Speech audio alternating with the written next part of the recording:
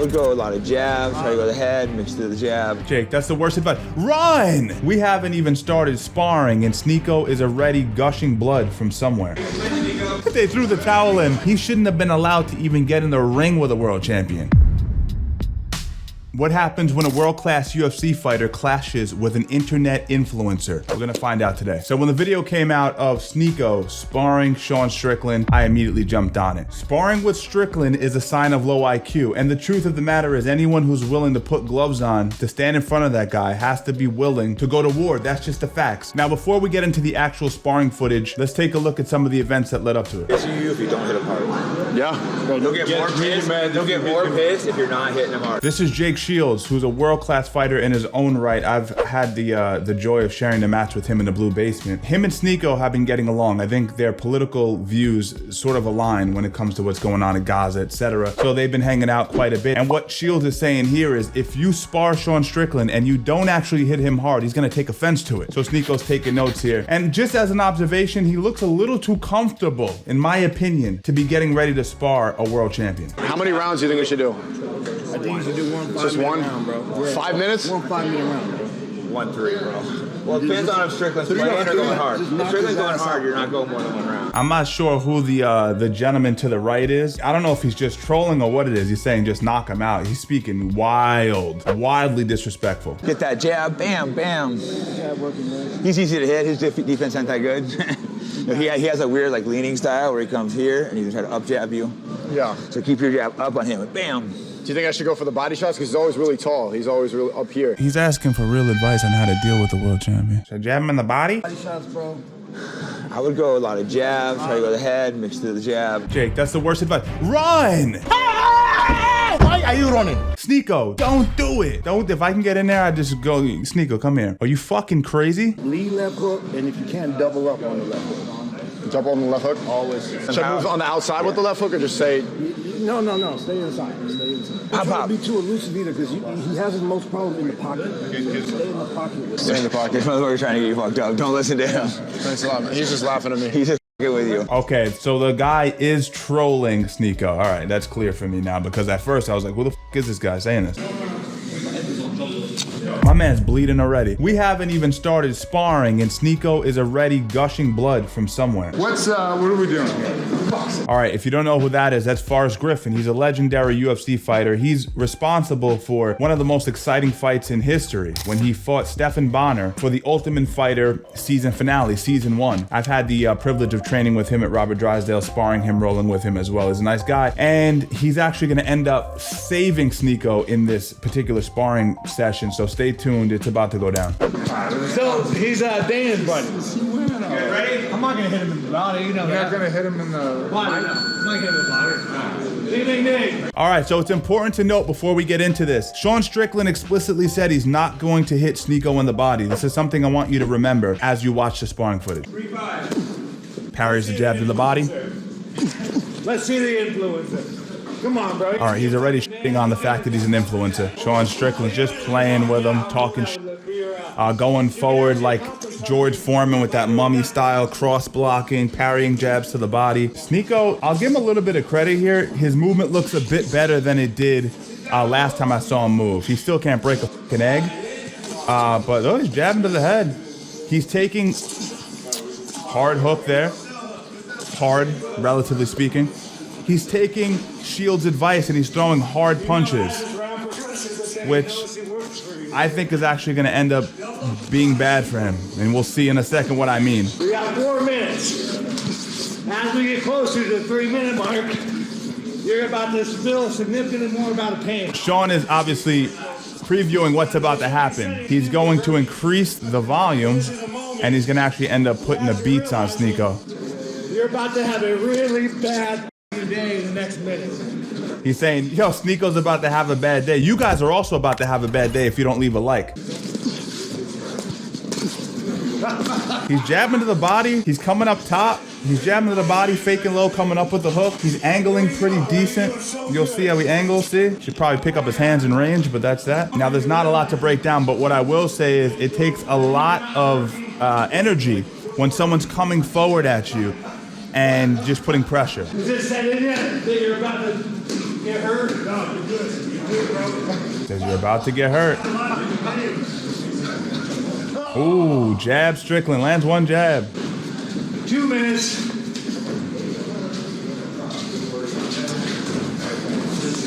There's a moment where Sneako starts unloading to the body, and that really seals his fate. Not that I think that it would have changed the result of what Strickland would have done, but I think there's some extra pop on those punches. Sneako's not doing bad. Stop it. Get some help. Stop it right now. Fucking cameraman with the brain of a bird. Sneako's not doing bad. What do you mean he's not doing bad? Strickland's going forward, not moving his head, and he's letting the kid work. I mean, it's not doing good. I mean, from a technical perspective, I gave the kid his flowers. He's definitely improved. But to say that he's not doing bad is all relative to the fact that Strickland is doing nothing, which is about to change.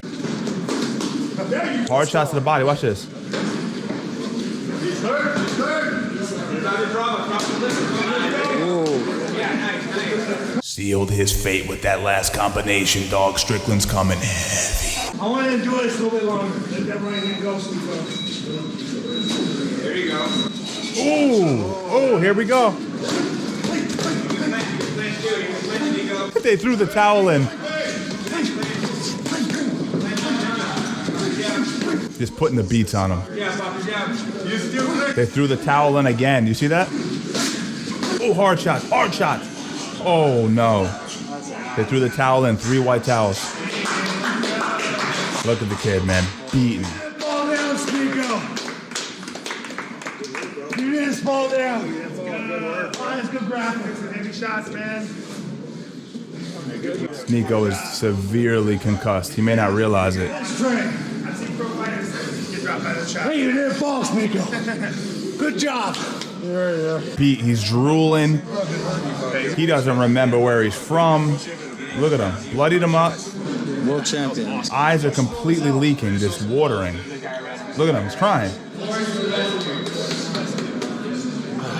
You earned the respect of Guy hits hard. He does hit hard. Strickland is, people say he doesn't hit hard. I mean, he's a fucking world champion. I think you did great. You fought a fucking world champion. I mean, obviously, in the beginning, round, but you're still hitting them good shots. Shields is like the best right-hand man you can ever have, right? Shields will ride with you. Wheels come off. Dead in the ring. Shields is like, you did good, man. I mean, yeah, he stomped your fucking head in, but I mean, you're alive. Let's give Sneako a little bit of credit. I know it's probably pretty obvious, but he didn't go down. And I hear people on the internet saying, Sneako has heart, he never went down. I agree. I mean, it was impressive that he didn't just crumble under the first hook. But let me explain something. If you look back at the clip, that last lunging left hook, who jumped in the middle? Forrest Griffin. So the MVP of this whole situation is Forrest Griffin. He saved Sneako from a really bad outcome. What I mean by that is I think a few more of those shots would have sent Sneako tumbling face first into the canvas, and who knows how that would have ended. It really blows my mind that nobody else decided to jump in. I get the white towels, but dude, he's unloading on your boy. They should have jumped in immediately. Hey, the fact you did not fall down, bro, is like,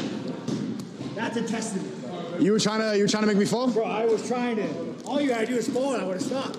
Bro, that was a testament. Hey, thanks, man.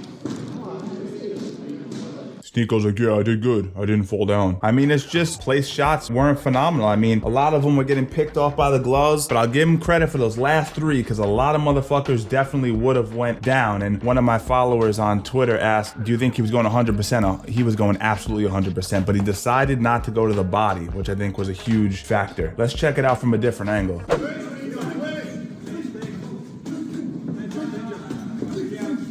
See, a lot of that's hitting the forearms and the gloves.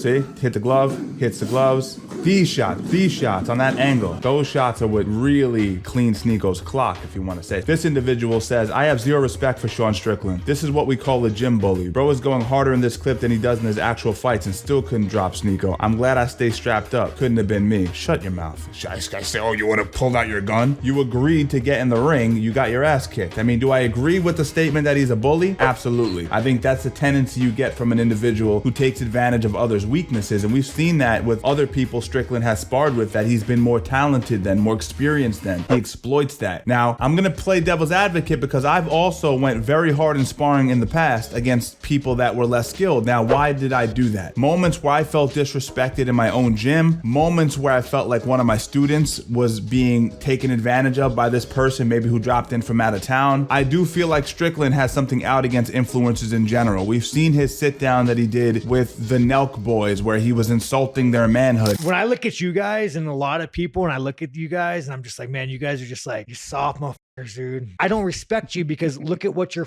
fucking wearing. It's because he disdains people who are in this streaming influencer space, which I completely understand. A lot of the videos I've covered over the last few months have been speaking on the fact that most of what streamers talk about is complete degeneracy. Someone tried to play this video of him sparring Pereira and saying he didn't have that same energy with Pereira, but this is to my point. He respects Pereira. Obviously, he's been knocked out by Pereira. But in the clip with Sneako, he's going against someone that I don't think he actually respects. I'm going to be honest about my opinion on what Sneako really does. Whether he was invited or not, he comes into a facility. He has his fucking lav mics on. He's never actually earned the respect of people in the space. He's a sensationalist streamer. We know what he does in order to get attention and to play that arbitrage game. Would you go to Yankee Stadium and try to get in on their practices, or Giant Stadium and try to get in a few plays with the players in the NFL? Absolutely not. It wouldn't even be a question because it's disrespectful. You don't have the skill set to even be in there. But that's what makes MMA such a joke sometimes. He shouldn't have been allowed to even get in the ring with a world champion. Sean Strickland, I'm 100% certain, felt disrespected by this whole thing, and he beat the shit out of him because of it. Luke Thomas goes, Bully Beatdown was ahead of its time. Guys, if you like Bully Beatdown, I have a whole playlist. I've covered every single episode in the series, so if you're interested in seeing my commentary on that, I'll link it at the end of this video. All right, Jake Paul jumped in on it. First of all, he spelled Sean's name wrong, which is just, I think, intentional. He's being a prick. Sean Strickland, you're embarrassing for trying to stop Sneako like that. You weren't even able to drop someone with no experience while going all out. You're a horrid boxer and only picks on inexperienced people. I'll fly you to PR and we can fight on camera. If you win, I'll give you 1 million, half your net worth. But if you get dropped, you have to get better tattooed on you. DM me. But just like Patty, I'm guessing you'll find a way to run. Sean Strickland responds, you lost to a part-time boxer. Don't forget that. Jake, I'm gonna pad my record with a part-time boxer. Part-time boxer off the couch wins. Laughing my ass off. Real talk, jokes aside, Jake Paul is an utter fucking joke. You box small retired old MMA fighters and you sell sugar water to kids. I think that's his brother, Logan Paul. Either way, carry on. If it were legal, I'd take your fucking life with a smile on my face. Is there any place on this earth I can take this man's life and walk? Actually, Jake, I'll make you a better deal because money can't buy happiness and you have plenty of it and you're still a cunt. No cameras, me and you in a desert. That would buy my happiness. No Instagram, no likes, no games. Just you, that's what I want. People are already saying, damn, Sean about to duck Jake Paul. Here's the thing, I don't know if Sean is actually confident in a sparring session with Jake Paul. I think Jake has really good fundamentals, but I've watched Sean spar pro boxers and really break them over time, so it would be interesting. But truthfully, let's see Sean versus Jake in an MMA sparring session. I think that would be fun. I think you could probably sell that and people would watch it, but I don't know. Jake always finds a way to interject himself into these types of topics because I think he's trying to stay relevant like anything else. Sneako puts a clip of my favorite movie, Raging Bull. It's a movie that documents Jake LaMotta's life, the Raging Bull. When I say that, I mean Jake